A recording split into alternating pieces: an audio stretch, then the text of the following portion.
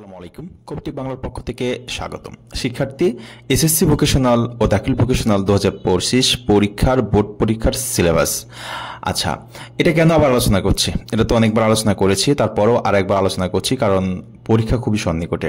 শিক্ষার্থীবৃন্দ, আপনাদের যেন পরীক্ষার রেজাল্ট খুব ভালো হয়, সর্বাত্মক চেষ্টা করে যাচ্ছি, যতটুকু সময় পাচ্ছি সব সময় আপডেট দেওয়ার জন্য।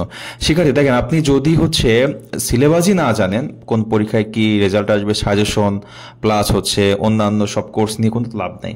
আপনি তো আপনার নিজের মতো করে নিজের একটা জ্ঞানে আপনি একটা পরীক্ষা দিবেন, তাই না? তো আমরা সিলেবাস আলোচনা করেছি এর আগেও, সাজেশন এখন দিচ্ছি। সাজেশন সিলেবাসের মধ্যেই আছে, সিলেবাসের বাইরে কোনো সাজেশন নাই। তারপরও সিলেবাসটা আপনাকে জানা খুবই জরুরি। শিক্ষার্থীবৃন্দ, যারা এই মুহূর্তে আমার চ্যানেলে জয়েন করেছে, অবশ্যই চ্যানেলটিকে সাবস্ক্রাইব করে বেল আইকনটা অন করে রাখবে পরবর্তীতে সকল প্রকার আপডেট সবার আগে পাওয়ার জন্য। শিক্ষার্থী, সিলেবাসে আমি যেটা বোঝাচ্ছি সেটা হচ্ছে, যেমন বাংলা 2, আমাদের যে বাংলা সাবজেক্টটা আছে এর ভিতরে পদ্য, গদ্য এবং ব্যাকরণে কোন পার্টগুলো আছে সেটা কিনা দেওয়া আছে। একই রকমভাবে ইংলিশ, গণিত 2, রসায়ন 2, পদার্থবিজ্ঞান, বাংলাদেশ ও বিশ্ব পরিচয়, ইসলাম শিক্ষা, আত্মকর্মসংস্থান, কৃষি উচ্চতর এবং কম্পিউটার অ্যাপ্লিকেশন। তো কম্পিউটার অ্যাপ্লিকেশন তো পরীক্ষা হয় না, তারপরও আমি সিলেবাসটা দিয়ে রেখেছি, যাদের প্র্যাকটিক্যালের সমস্যা আছে এগুলো দেখে নেবেন। শিক্ষার্থী, একটি বিষয় আমরা করেছি, এই যে কয়টা সাবজেক্ট আছে সবগুলো সাবজেক্টের ভিতরে কিন্তু এই আত্মকর্ম সাবজেক্টটা আমাদের নতুন, ক্লাস 9-এ কিন্তু ছিল না। অনেকে কয়েকদিন যাবত মেসেজ করতেছে, স্যার আমার আত্মকর্মসংস্থান তো আমাদের নাই। তার মানে আমরা যে 9-এ পরীক্ষা দিচ্ছি, আমরা মনে করছি 9-এ আমাদের অনেক স্কুল বই দেয় না আত্মকর্মসংস্থান। হ্যাঁ, সেই ক্ষেত্রে ক্লাস 9-এ আমরা আত্মকর্মসংস্থান পড়ি নাই। ওনারা মনে করতেছেন আত্মকর্মসংস্থান আসলে পরীক্ষা হবে না, কিন্তু আত্মকর্মসংস্থান কিন্তু আপনার মেজর পরীক্ষা, এটা হবেই।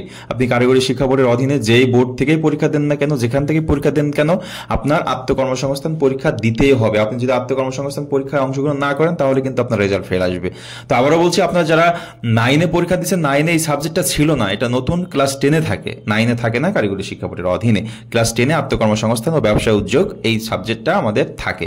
ওকে শিক্ষার্থীবৃন্দ, এছাড়া ইসলাম শিক্ষায় যে অধ্যায়গুলো দিয়েছি, অধ্যায়গুলো কিন্তু সম্পূর্ণ অধ্যায় না। এই অধ্যায়গুলো থেকে 9-এর অর্ধেক চলে গেছে, আর বাকি অর্ধেকে যে আমি এখানে লিখে রেখেছি, এই বাকি অর্ধেকগুলো হচ্ছে ক্লাস 10-এ। একই রকমভাবে কৃষি শিক্ষাও একই রকম অবস্থায়, সবগুলো অধ্যায় সম্পূর্ণ অধ্যায় নাই।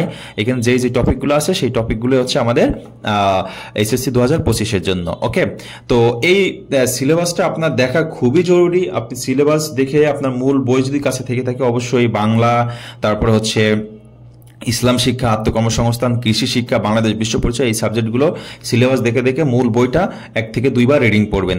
হ্যাঁ, তাহলে আপনার জন্য ভালো হবে। মূল বইটা পড়লে আপনার রেজাল্টটা খুব ভালো হবে, সৃজনশীলগুলো আপনি বুঝতে পারবেন। হ্যাঁ, আর ক খ নম্বর তো হুবহু আমি যে সৃজনশীলগুলো দিয়েছি আপনাদের কমন আসবেই।